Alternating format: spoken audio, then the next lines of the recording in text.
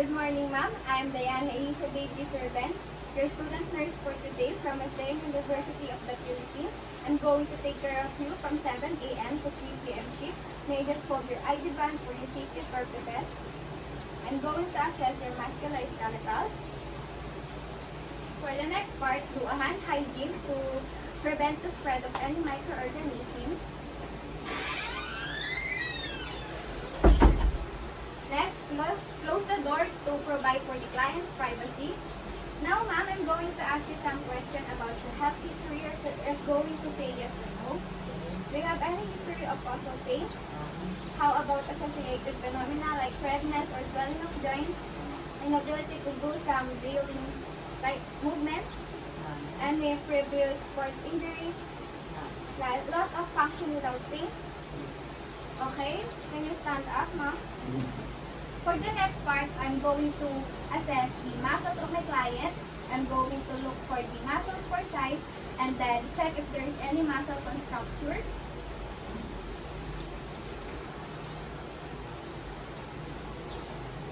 Okay. As what I have inspected, all the muscles size are all normals and there is no muscle contractures at it. Can you sit again, ma'am? Next, I'm going to inspect, sorry for that, I'm going to inspect for the muscles, tremors. Can you do this? Okay, so as what I have observed, there is no tremors on her muscles. Can you sit, ma'am? Now, for the next part, I'm going to assess the muscle strength. First part is the sternocleidomastoid. Can you look at this side while I'm going to resist it? Okay, on the other side. Okay, good. Now is the trapezius. Can you shrug your shoulders while I'm going to resist it? Okay, go. Okay, great. Now is the deltoid. Can you do this? I'm going to push it down, then remain the same position. Okay, good. Now is the biceps. Can you do this, ma'am? I'm going to push it down. Try to remain the same position again. Okay, good. Now is the triceps. Do this, ma'am. I'm going to push it down again. Try to remain the same position. Okay, good. Now is we'll move on the wrist and fingers muscles. Ma'am, can you spread your fingers while I'm going to put it together? Okay, good. Now is the grip strength. Can you hold it? Then I'm going to pull my fingers out. Okay, good. Now we're move on hip muscles. I'm going to ask ma'am, can you lay down here? Can you bend your knees? I'm going to stop you from flexing your knees. Try to push it up. Okay? Go. Okay, good. Now is the hip abduction. Can you spread your legs while I'm going to resist it? Okay, go. Next is the hip abduction. Adduction.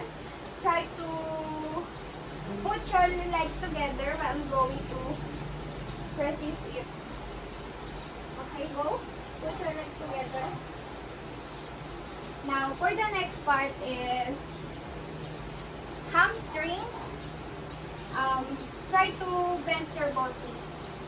Okay, good. Try to push it down while I'm going to stop it. Okay, go. Now, for the next part is the quadriceps. Can you partially extend your knee? Then, try to stretch it while I'm going to stop you. Okay, go. Next is the... Okay, we're done on that. Can you sit again? We're move on assessing the muscles of ankles and foot. I'm going to dorsiflex you, ma'am. Try to stop my movement, okay? On the other side. Okay. We're now done on the muscle strength of my client. For the next part, can you stand up? I'm going to inspect for the bones and palpate it. Okay, look at the side. Now I'm going to palpate it, the bones.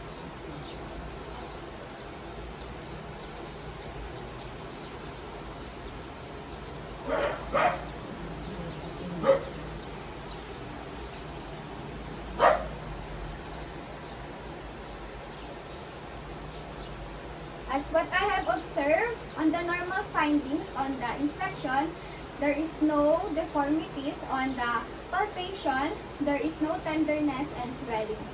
Now for the next part is the joints. I'm going to inspect and palpate for the joints.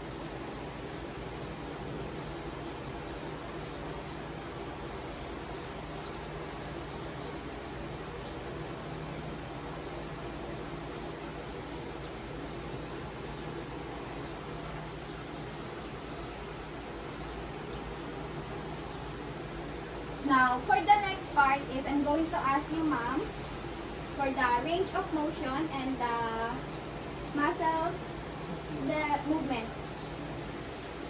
First step, can you do this on the other side? Okay. Also move your knees. Yes, and on the other side. How about try to do this one and on the other side? Okay, can you lay here? Try to put your legs up on the other side. Okay, can you sit again? Can you nod your head and look at them? Okay, good. Now, we're done, ma'am, on assessing your muscles, your bones and joints. As what I have observed, there is a normal findings on all of it.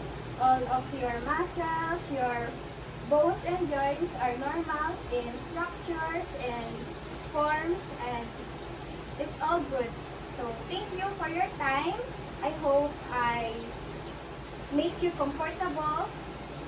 Okay, thank you. We're done now. Thank you.